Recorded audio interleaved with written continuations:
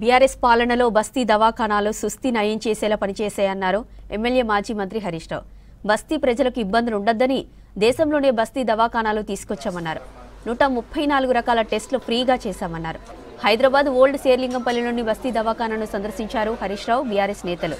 కాంగ్రెస్ పాలనలో ఆసుపత్రులకు సుస్థి చేశాయని విమర్శించారు మాజీ మంత్రి హరీష్ రావు.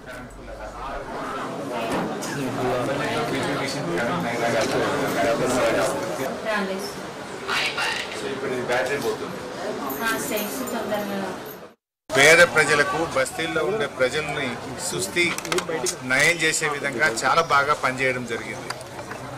ఆనాడు కేసీఆర్ గారు ముఖ్యంగా హైదరాబాద్ నగరంలో బస్తీ ప్రజలకు ఇబ్బంది కలగొద్దు, బస్తీ ప్రజలకు తమ వాకిట్లో తమ గడప దగ్గరనే వైద్యం అందించాలనే ఉద్దేశంతో భారతదేశంలోనే మొట్టమొదటిసారిగా బస్తీ దవాఖానా కాన్సెప్ట్ను మన హైదరాబాద్లో కేసీఆర్ గారు ప్రభుత్వం తేవడం జరిగింది.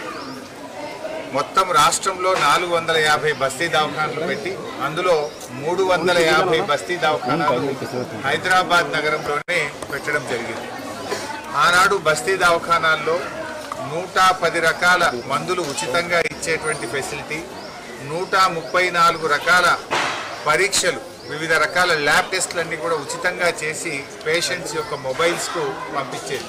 ఆ రోజు వైద్య ఆరోగ్య శాఖ మంత్రిగా కేసీఆర్ గారి నాయకత్వంలో నేనున్నప్పుడు 110 రకాల మందులు బస్తీ దవాఖానలో ఇచ్చేవాళ్ళం. 110 రకాల మందులకు గాను 60-70 రకాల మందులు కూడా లేవు.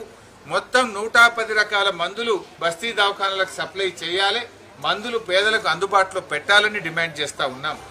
మూడవది 134 రకాల పరీక్షలు బస్తీ దవాఖానాల్లో ఉచితంగా చేయాలి. ఇవాళ రీఏజెంట్స్ లేక D3, B12 టెస్టులు తదితర టెస్టులు జరగడం లేదు కనుక మొత్తం 134 రకాల పరీక్షలు ఉచితంగా బస్తీ దవాఖానాల ద్వారా పేదలకు అందే విధంగా ప్రభుత్వం మళ్ళీ పునరుద్ధరించాలని చర్యలు తీసుకోవాలని కోరుతా ఉన్నాం.